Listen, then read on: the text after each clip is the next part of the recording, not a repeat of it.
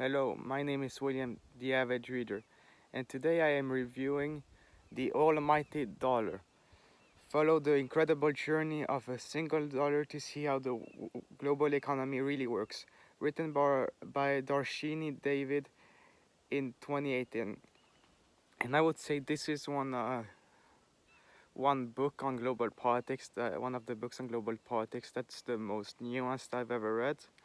And it covers and it puts up the thesis that for now at least the dollar is a dominating currency and that it involves all economies in one way, either being uh,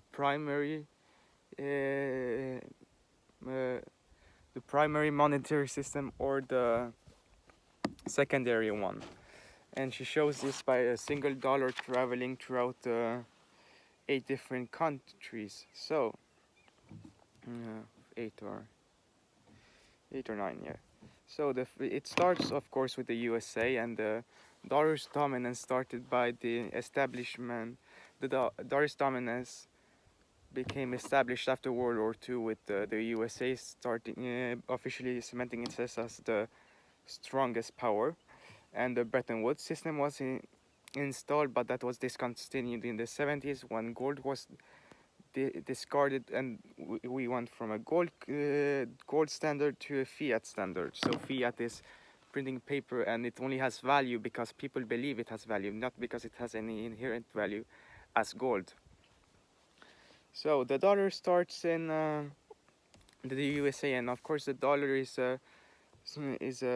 strong compared to other currencies, and it's a trusted monetary system. So China, for example, which has since the 80s heavily industrialized and become a growing economy, they devalued their currency, the yuan, to make themselves more competitive in the USA.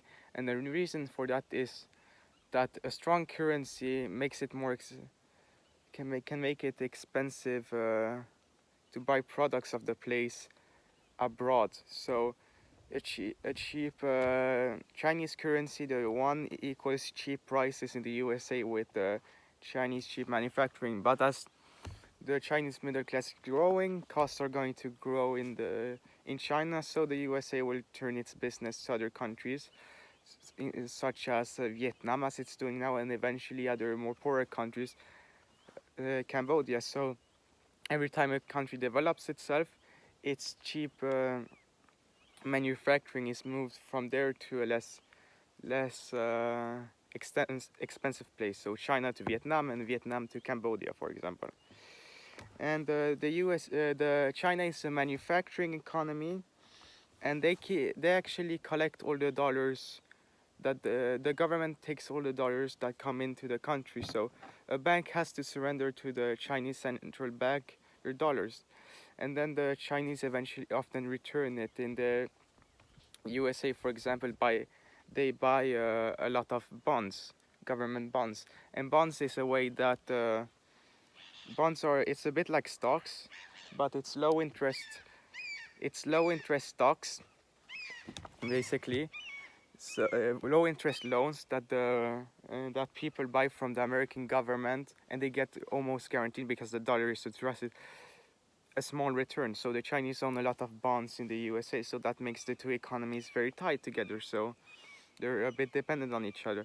And then the dollar goes from China to Nigeria, which is a developing economy that is getting a lot of aid and has problems of terrorism in some regions, but they also have some oil that makes them a minority rich.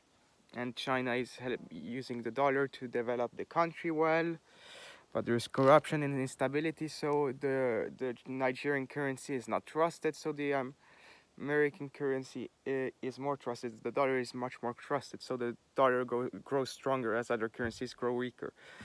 As you can see also in Russia, for example, later on. And then the Nigerian dollar goes through India, and India is industrializing right now. Most people aren't really wealthy. Wealth is quite new to India, but and you have problems with the farmers there, which are very poor. And the interesting thing about this book, it's not this could not be considered populist or Marxist book. It's rather a neoliberal point of view where there are many regulations in India which prevents farmers and other businesses from succeeding. So reforming some of the things as the current president or prime minister of India, Nehru, from the right-wing party, is doing is helping, including doing some radical reforms as getting rid of temporarily of some of the higher numbers of the Indian currency.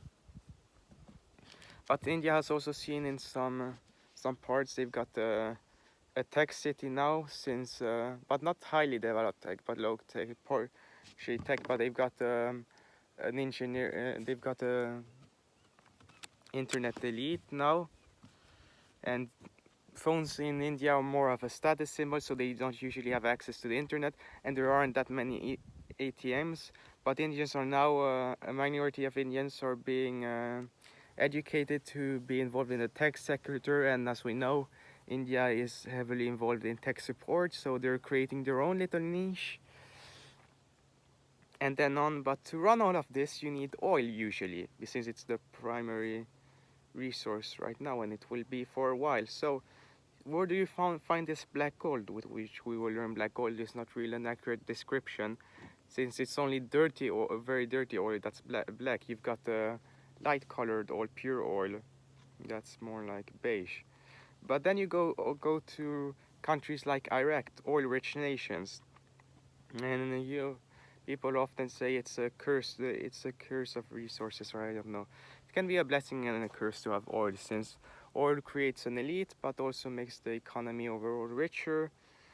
But Iraq has become a hotspot for different wars, and they use their oil to keep the government in power.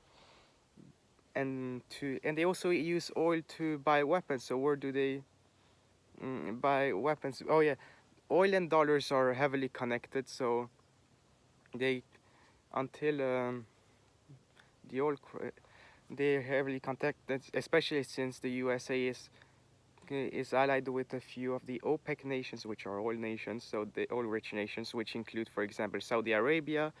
So then Iraq, to keep itself in power, countries like Iraq and Syria, to keep themselves in power, Iraq sells their oil then to Russia, and in exchange Russia sells arms, since before the Soviet technology were only supposed to be for communists, but now they don't really care, since Russia has been an oligarchy more or less since the 90s, or maybe even the 80s. So they have formed an arms industry which oligarchs use to sell to these war-torn nations, and maybe even to terrorist groups, and because some people don't have scruples even if they're not recognized by the government. And the dollar is partially used since the Soviet Union. You had, for example, prostitutes who took dollars from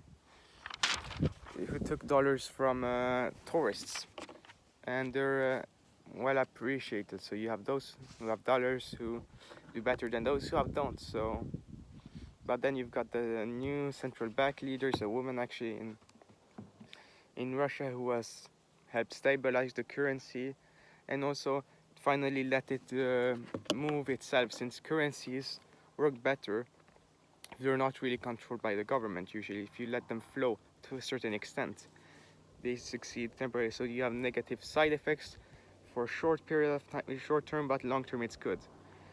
And then they have to wash away the oligarchs does this illegal money.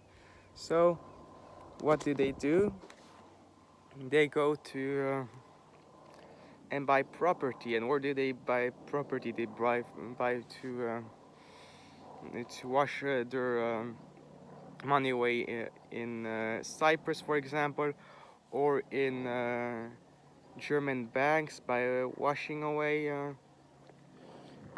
money, and they whitewashing money. They do that by buying a lot of property, and property in Europe, interestingly, it's owned by foreigners, usually in the rich areas, and it creates housing, makes housing much more expensive, but not always, not really always. It can depend. It's usually just expensive property, so it turns out to be okay in the end usually. But the bad thing is that you've got semi-criminals using banks, which have had to reform recently openness policies. They have to track where the money comes from. So Deutsche Bank, for example, and banks in Switzerland have had to be honest that they have some Russian oligarch money that's illegal and that they have to turn over and pay fines for. And then the dollar goes from Germany onto the UK, where you have the financial capital of the world, interestingly, which is London and not somewhere in the United States. So there you have had strong deregulation in the 80s. So London is a good financial sector. And there's the connectment of the EU, where you have tensions between the richer and the poor nations, so like Germany and Greece. And Greece gets angry at Germany because some EU policies were crafted for Germany, even if they were made to be universal. And then Germany is angry because the Greeks hate paying taxes, so it's a very corrupt system where they don't pay taxes. They have the same problem in India, where they don't pay people barely pay taxes. And then from the UK, the dollar comes back into the USA. And in the USA, what is the dollar used for? Well, since the 90s and the 2000s, where they reformed the early 2000s, where they reformed the economic system to encourage, and they did a very dumb thing. They encouraged people who don't really can't afford to take out loans to take out loans. So now you've got housing loans that they can't afford, car loans, credit card loans, and that created the housing bubble, which broke into, which burst in, which busted in 2008. And you have the stock market crash of 2008. So now they've had to do some further reforms, and they usually tend to be Keynesian, so they have to do different things. Sometimes you cut taxes, sometimes you increase them, and they believe in the Keynesian model that the more money you put into the consumer, the more it helps the economy, since they purchase a lot. But that can be argued that it's bad, since credit card spending beyond your means, maybe it could be a bad thing. And yeah, it's a very good book. It's nuanced. You could argue it's a neoliberal point of view on economics globally, and finance also partially. And then it suggests some different solutions, but it's not that radical. It doesn't go too far right or too far left. So it's neither really very libertarian or Marxist. So it's a centrist, a book for advocating, you could kind of say, for centrism or neoliberalism. Even if she never advocates directly for it, she advocates for individual policies. And I might not always agree with her, but it's a great book. It's a good book. It's nuanced. Dharshini David, you did a good job of explaining the importance of the American dollar, and also how world politics work, global politics work. Very good explainer, and also some examples of possible solutions. So, how would I rate this book? Well, I was thinking of it for a while, and it took me some time to decide.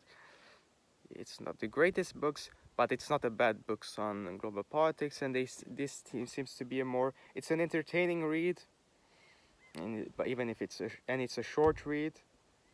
So I have to rank them higher than the history books I've ranked so far. What would I comparing to history books I've read previously? Even if this is not history, what's the difference between that and those? This is entertaining to read. So I would rank this 8 out of 10.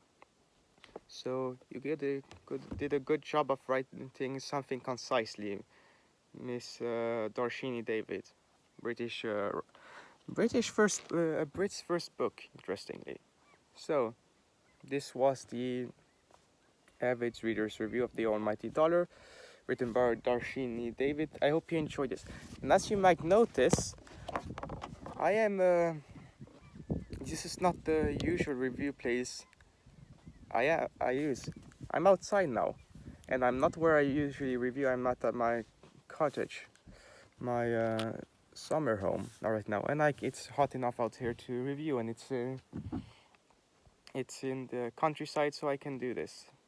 So yeah, it's nice weather, and you might hear some birds outside, so you can expect a different setup now for a while, since I'm staying here for a while. But yeah, that's just explaining why it looks like this. So anyway, I'm the avid reader. I'm the avid reader.